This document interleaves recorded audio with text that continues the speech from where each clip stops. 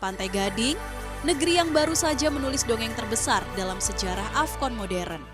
2 tahun lalu mereka nyaris pulang lebih cepat dari fase grup, kalah memalukan 4-0 dari Guinea Ekuatorial, pelatih dipecat di tengah turnamen. Dan publik sudah pasrah. Namun justru dari titik paling rendah, itulah keajaiban lahir di Abidjan. Sang caretaker muda Emers Faé menyatukan ruang ganti yang retak. Ia membawa tim menyingkirkan Senegal lewat drama adu penalti, menumbangkan Mali dengan gol di menit terakhir, melewati Republik Demokratik Kongo, lalu menaklukkan Nigeria di final. Les Elephants pun berpesta, juara di rumah sendiri setelah perjalanan yang penuh luka dan nyaris berantakan. Kini 2 tahun berlalu, mereka datang ke Maroko sebagai juara bertahan. Pertanyaannya, bisakah kisah keajaiban itu kembali terulang? Ataukah beban mempertahankan gelar justru akan menelan mereka?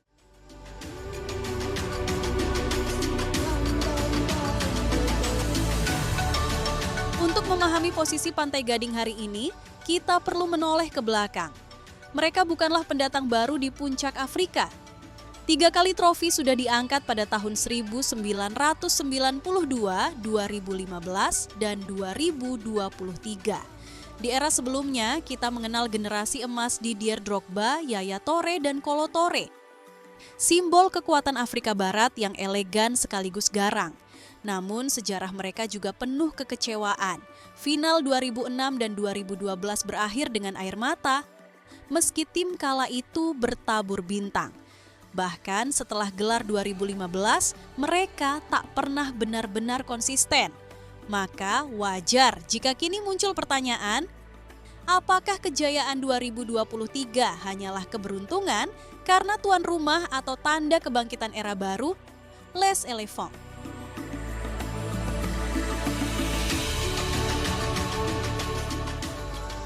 Kisah dramatis 2 tahun lalu masih segar diingatan. Fase grup berjalan buruk, kalah dari Nigeria, dihancurkan Guinea Ekuatorial, dan hanya lolos sebagai peringkat 3 terbaik. Federasi pun mengambil keputusan ekstrim, memecat Jean-Louis Gasset di tengah turnamen. Publik marah, media mencemooh, dan seolah semua harapan padam. Namun justru di saat paling gelap muncul sinar baru. Emers Faé, asisten muda yang sebelumnya tak banyak disorot, mengambil alih kendali. Ia tidak merombak total gaya bermain, tetapi menanamkan energi baru, sederhana, pragmatis, penuh motivasi. Dari sanalah cerita berubah. Mereka menyingkirkan Senegal lewat adu penalti, menaklukkan Mali dengan gol dramatis di menit akhir, melaju melewati Republik Demokratik Kongo, hingga meraih trofi dengan menundukkan Nigeria di final. Kini situasinya berbeda. Faé bukan lagi penyelamat dadakan, melainkan pelatih permanen. Tantangannya jauh lebih berat. Dulu ia tanpa beban, sekarang seluruh Afrika menunggu pembuktiannya.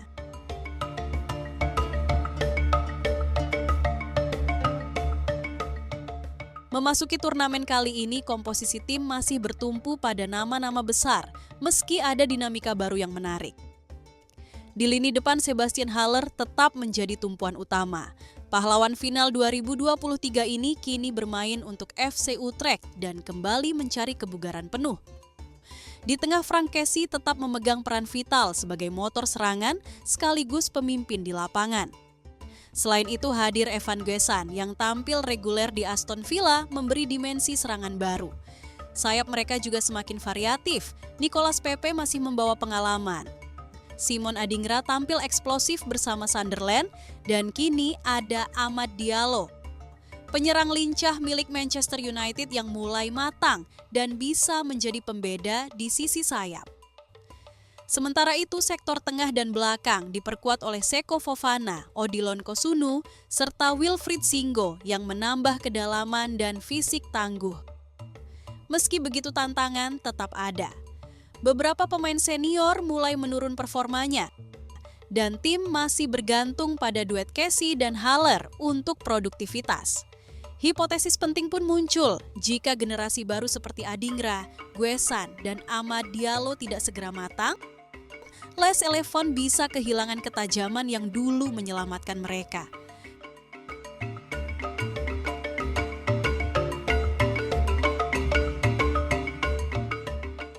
Karakter Pantai Gading sendiri tidak banyak berubah. Mereka tetap tim dengan identitas permainan langsung, keras, dan penuh determinasi. Mentalitas pantang menyerah adalah senjata terbesar mereka. Terbukti 2 tahun lalu ketika nyaris tersingkir, namun akhirnya juara. Selain itu, Pantai Gading punya tradisi melahirkan bintang diaspora Eropa yang membawa teknik modern ke tim nasional. Tetapi sisi lain dari karakter ini adalah emosi yang mudah meledak. Saat tekanan publik memuncak, tim bisa goyah. Pertanyaan besar pun muncul, bisakah mentalitas keajaiban 2023 tetap terjaga ketika ekspektasi kini justru melambung setinggi langit?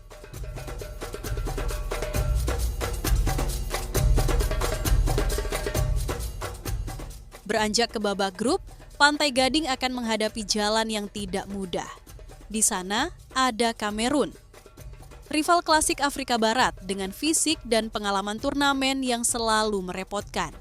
Ada pula Gabon, kuda hitam dengan banyak talenta diaspora yang makin matang. Dan jangan lupakan Mozambik, tim underdog yang kini penuh semangat setelah 2 kali beruntun lolos ke turnamen besar. Jika Pantai Gading kembali start lambat seperti 2 tahun lalu, risiko tergelincir sangat nyata. Dan bahkan bila lolos, peta besar turnamen tidak lebih ringan. Maroko sebagai tuan rumah dengan skuad mewah, Mesir yang selalu punya DNA juara, Senegal dengan generasi emas Eropa, dan Nigeria yang haus balas dendam setelah kalah di final lalu. Jalur menuju puncak jelas jauh lebih terjal.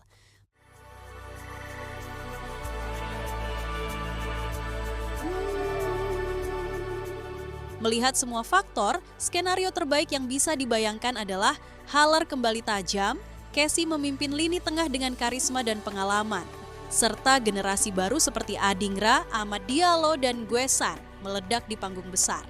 Dengan kombinasi itu, Pantai Gading berpeluang kembali menembus partai puncak dan bahkan mempertahankan gelar secara back-to-back, sesuatu yang jarang terjadi di sepak bola Afrika. Namun, bila realitas mengambil peran, skenario yang lebih masuk akal adalah mereka tetap menjadi kekuatan menakutkan, namun berhenti di babak semifinal. Kedalaman skuad memang membaik, tetapi mungkin belum cukup untuk menaklukkan lawan sekelas Maroko yang tampil sebagai tuan rumah dengan skuad mewah, atau Senegal yang masih syarat bintang Eropa. Di level itu, detail kecil bisa menentukan segalanya. Sementara itu, bayangan terburuk selalu ada. Para pemain senior merosot performanya, Fae kesulitan menjaga kestabilan permainan, dan generasi baru belum cukup matang untuk memikul tekanan besar. Dalam situasi seperti itu, Pantai Gading bisa saja terhenti di perempat final. Hasil yang tentu akan dipandang sebagai kegagalan bagi juara bertahan.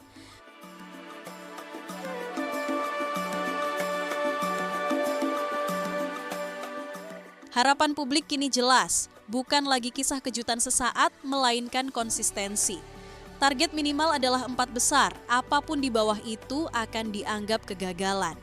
Pantai Gading harus membuktikan bahwa trofi 2023 bukan sekadar hadiah tuan rumah, melainkan awal era baru Les Elephants.